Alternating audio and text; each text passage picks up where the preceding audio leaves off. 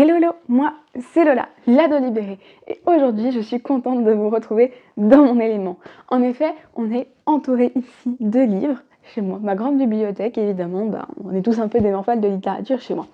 Aujourd'hui je vais vous présenter quelques livres de littérature jeunesse, donc adaptés aux enfants, qui parlent des thématiques qui nous intéressent en ce moment sur la chaîne de l'envol d'une ado libérée. Je parle bien évidemment de la course au large, donc notamment avec la Transat Jacques Vabre, donc la ville du Havre, et la Martinique. Alors c'est parti, let's go!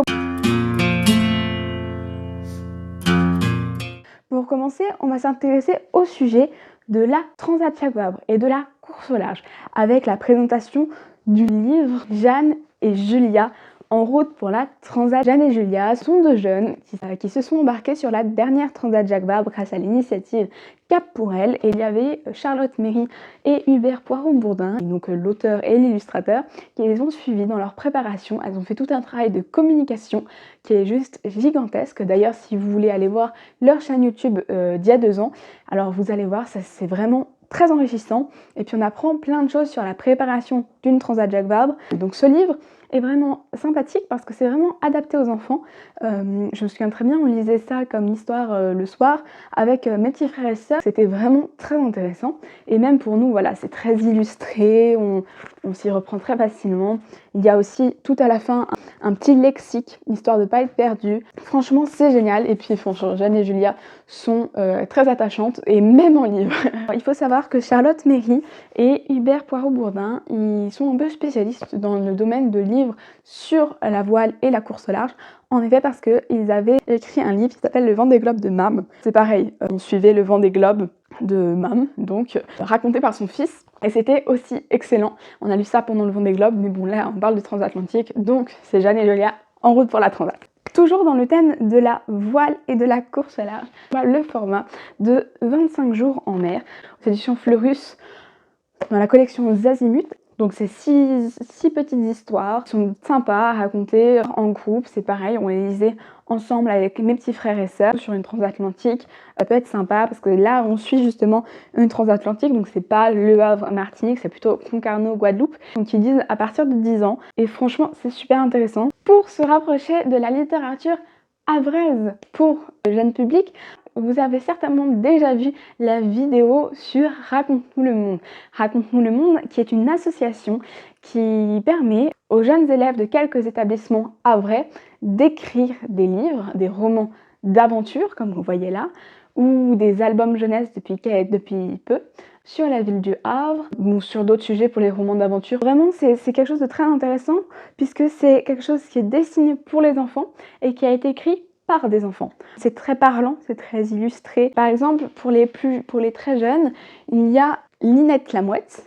Voilà, Linette la mouette, c'est une petite mouette qui s'est trompée de destination et qui atterrit au Havre, un peu sans savoir vraiment pourquoi. En fait, elle va rencontrer la petite salamandre, qui est d'ailleurs l'emblème du Havre, et vont faire un petit tour donc dans le Havre.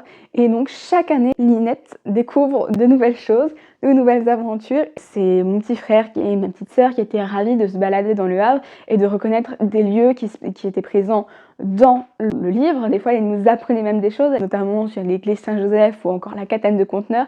Et alors, le 4e tome de roman d'aventure se déroule durant la Transat Jacques Vabre, donc un outil qui est vraiment sympathique. Nous, on l'avait découvert il y a 2 ans quand on était au Havre pour le départ de la Transat Jacques Vabre. C'est ma maman qui a apporté ce contenu-là. Et c'est quelque chose qui est vraiment intéressant, dans le sens où c'est très accessible pour les enfants. Ça leur apprend des tonnes de choses sur la ville. C'est vraiment un outil très complet. Pour le public qui est un petit peu plus âgé, il y a évidemment les NJ. Alors je ne sais pas si vous connaissez NJ, mais c'est une petite fille qui est extraordinaire. Elle a 12 ans, elle habite au Havre, dans le quartier Belle Neige. Et le confinement vient d'être annoncé. Sa maman est infirmière, elle est tout le temps pas là, et puis elle a pas de papa. Alors elle croise un jour son voisin qui s'appelle Augustin, qui travaille à la police dans le département des stupes du Havre, et dont le chien, Capitaine, et le chien des stupes. Augustin, il a eu un petit problème, c'est-à-dire qu'il s'est fait renverser alors qu'il était en moto sur une intervention et qu'il est immobilisé pour quelque temps en fauteuil roulant, comme on peut le voir sur sa couverture. Alors Angie, elle va se rapprocher de lui.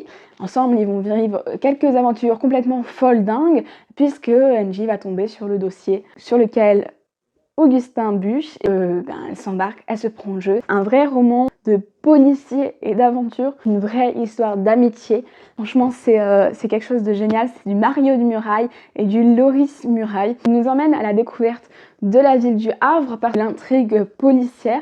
Et c'est vrai qu'en fait, on apprend des tonnes de choses sur la ville. D'ailleurs, quand on les ouvre, on tombe sur une carte de la ville du Havre avec en rouge les points où le livre se déroule. Et ça, c'est super intéressant dans le sens où quand on y est, on peut aller sur les traces d'Angie et c'est trop fun. Il faut noter aussi que Marie-Aude et Loris Muraille, Loris qui est maintenant décédé, sont originaires de la ville du Havre. Donc vraiment, ils connaissent les lieux, ils connaissent l'ambiance et c'est vraiment incroyable.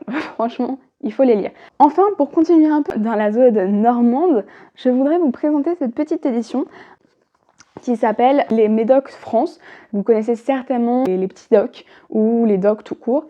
Voilà, ils ont sorti une collection sur les docs France où on va voir chaque région française, donc découvrir un petit peu les secrets de la région, les lieux incontournables. C'est vraiment sympathique. Et voilà, là il y a le Havre.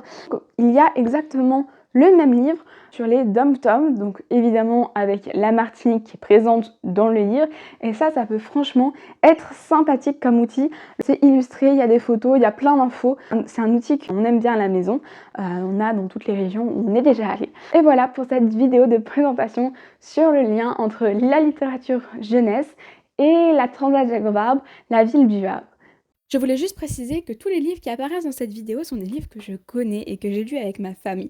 On a appréhendé tout ça lorsqu'on était nous-mêmes au Havre lors du départ de la Transat Jacques Vabre en mettant comme d'habitude toutes les choses en lien. C'est donc pour ça qu'il n'y a rien sur la Martinique, quasiment rien, parce qu'en fait on ne connaît pas encore ce territoire. Mais qui sait, peut-être que j'aurai l'opportunité d'y remédier avec cette Transat.